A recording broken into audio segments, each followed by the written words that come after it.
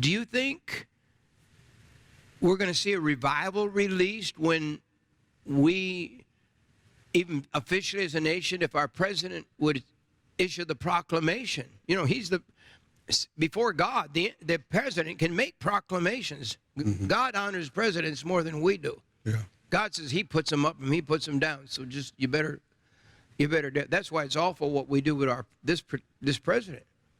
And that's why the church people usually don't beat up on the presidents, because they know God puts up the president. He says so, and the leader, and the kings, and all. So what importance is it that what happens to the tribes in regard to America?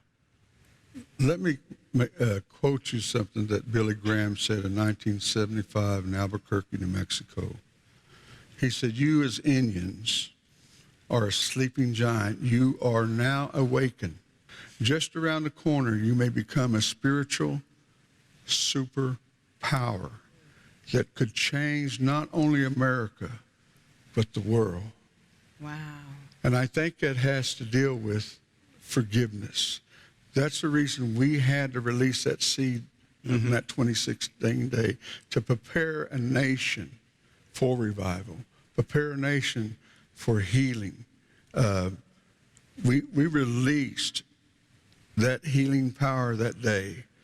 And also I've read a prophecy, I won't read it all, but it was by a man, and I'm sure you heard of it.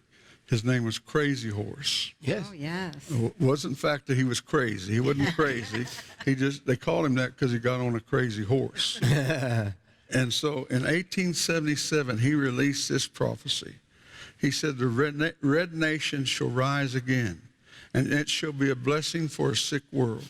A world, now listen to this. This is 1877.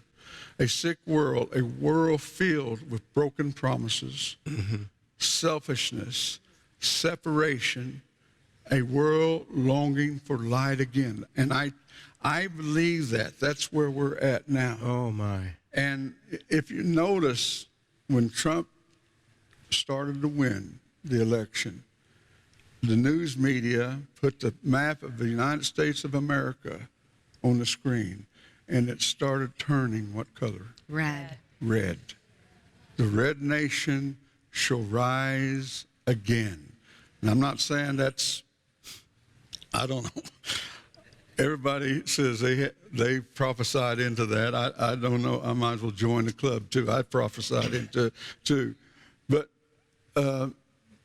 that's what we're seeing on the reservations. That's what we're trying to bring out, is that healing power, that forgiveness, that unity, and also to bring out forth the gifts so we can start seeing great revival. There's great things happening on the reservations. As dim as it looks, God still shows up. Oral Roberts came to our church. This is the last place he ever preached, was at Morning Star Evangelistic Center. He came to our church because I wrote a book called Women Warriors, and he said he wanted to meet me because I wrote that book. And so he came in, this tall giant of a man, come pushing his little stroller in, and come into our church. And he didn't announce it because he didn't want a bunch of people there. He just came in. I sent him down on the front row, and I said, "Brother Robert, you want to have something to say?" He said, "No, I just come to hear you, son. I just come." And I thought to myself, right, you just come to hear me. And so I got behind the pulpit, started to preach. I said, "Brother Robert, you sure you don't have?" "Well, I might have something." So we set him a chair and put a microphone in his hand, and for 3.5 hours. Oh, My. wow. And he said, "Son, what did he say?" Oh, he told us everything, all his life story just about. But the main thing that was important that he said to me, he said, "Wherever you go, I want you to release health, wealth, and miracles." Health, wealth, and miracles wherever you go. And so wherever I go on reservations, I call that forth and release health, wealth, and miracles. And he said, "You've been hanging on the rope for a long time, hadn't you, son? I said, yes, I have. Yes. And I thought he was going to give me some, great advice. He just said, well, keep on hanging. Yeah. I said, okay, I'll keep on hanging.